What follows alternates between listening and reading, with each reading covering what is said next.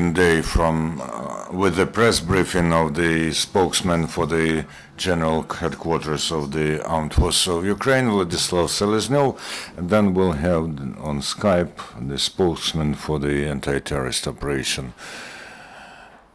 Anatoliy Stelmakh. Good morning, dear colleagues. I'm glad to see you. So, the President of Ukraine, Commander-in-Chief Superior Petro Poroshenko, signed the law on the numbers of the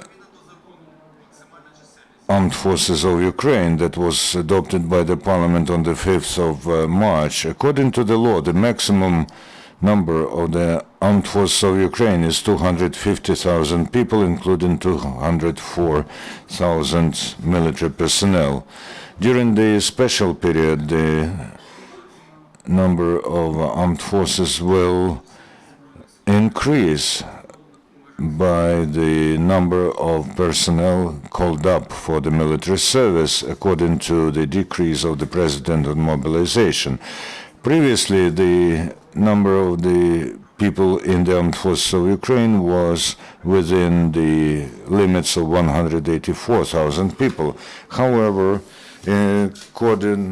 taking into account the threats to the national security of Ukraine and military sphere, there was a necessity to additionally form 2 departments of operative command, 11 brigades, 4 regiments, 18 battalions, 16 separate companies, and 13 platoons of different designation. And according to the decree of the President dated by the 14th of January this year, the 4th wave of partial mobilization continues. At the moment, over 76% of people who serve on military duty were called up according to the plan.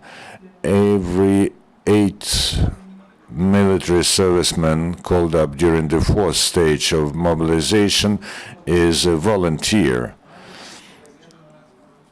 Everybody, the specifics of the 4th wave of mobilization is that all people who are mobilized have undergone the obligatory training in training centers, at testing grounds and training grounds, and within the military education institutions. They have all undergone the course of individual preparation and so on. The best results in mobilizations are being shown on Vinnytsia, Khmelnytsky, Cherkasy, Poltava, Kyiv, Chernihiv, Rivne, Zhytomyr, Kirovograd, Ivano-Frankivsk, and Lviv regions, and in the city of Kyiv. In general, on the acceptable level, adequate level, the mobilization goes on in Luhansk, Chernivtsi, Mykolaiv, Zaporizhia, Volyn, Kherson, and Sumy regions. The problem issue is still a low percent of the stay of people on military duty at their place of registration.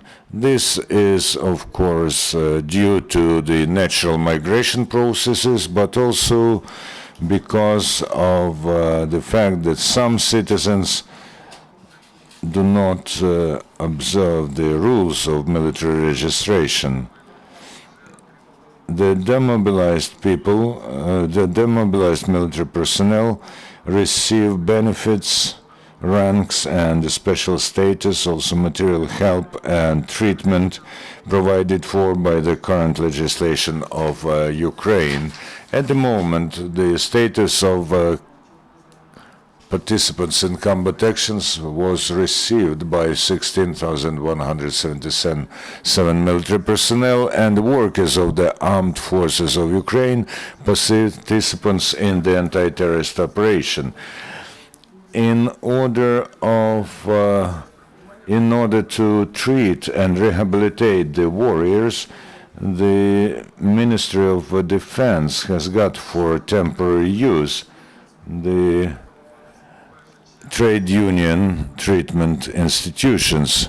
Also, the President of Ukraine signed the law on changes to Article 8 of the law of Ukraine about the social and legal protection of military personnel and members of their families. The first line of military reserve of Ukraine is being formed out of demobilized military personnel, according to the law of Ukraine about changes to the law in Ukraine about military duty and military service. This step is necessary to increase the defense capacity of Ukraine, as our country, in spite of unswervable fulfillment of Minsk agreements and the desire to peacefully settle the situation, has to be ready to any development of events if full-scale combat action is unfolded against Ukraine. The veterans with a great experience of military action will return to the troops within several hours, and the Ukrainian army will swiftly strengthen our defense. At the moment, the Ministry of Defense, together with the General Staff, are buying modern equipment and armaments of domestic and foreign make.